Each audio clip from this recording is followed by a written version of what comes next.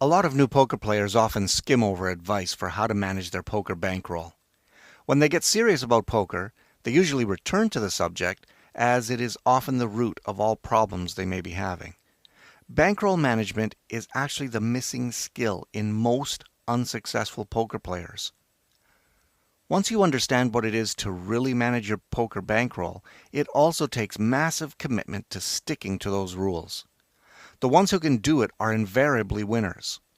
By sticking to strong bankroll management, you are committing to a get better, get paid system where when your play is good enough, you get to move up levels with a chance to earn more. So let's say you made your first deposit of $200 and thought that $1, $2 no limit hold'em was within your bankroll, but you noticed when you went to the table the maximum buy-in was, well, $200 because this is no limit poker.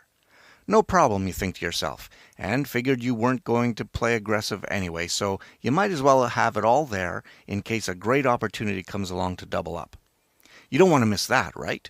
You are so excited to play, you don't even wait for the big blind and put up the money to see your first hand. What a fabulous choice you made as you get dealt the best starting hand in hold'em as soon as you sit down.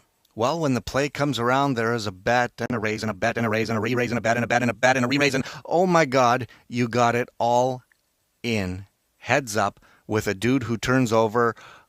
What? Ace Queen? Are you kidding me? He called all that with Ace Queen? Here comes the flop. Nice. Good.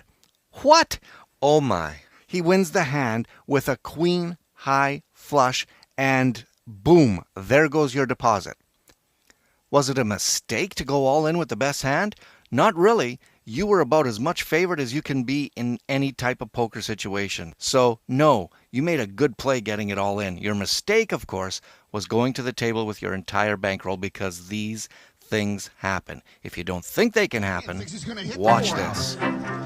Don't do it to me like that. That would be ugly. The Copian needs a 7 for a straight to knock out stronger bid.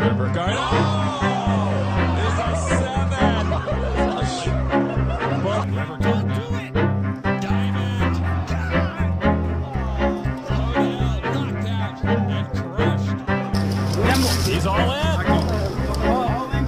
Phillips turns over a royal flush. Babucci, quad aces. You gotta be kidding me. All right, so he can head at risk. Ready for the flop now. Flop 10, 4, 10. All right. Time, Daniel Negreanu flops the nuts. And look at this. Eric Lindgren makes quads. And now he got the jack. Oh, a bolt of lightning keeps J.C. Tran at this table. Blank deuce. And now on the river, only a queen would knock Mattisau out of the main event. It is a queen. Why do I get deserve this?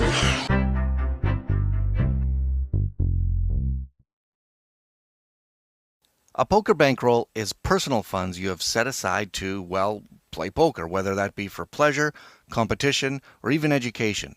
Bankroll management is simple math plus faithful execution. You really can't make a mistake about what 2, 5, or 10% of your bankroll is. That's just carelessness. You can only make judgment errors about playing with more than that. So with a 200 bankroll, playing with 5% means a maximum $10 buy-in, which is reasonable. If you go higher, like to about 10%, you may be able to survive for a few games, but your variance is going to kick in sooner or later, and you will likely require reloads. If you go even higher, like at 20%, well, this is guaranteed failure.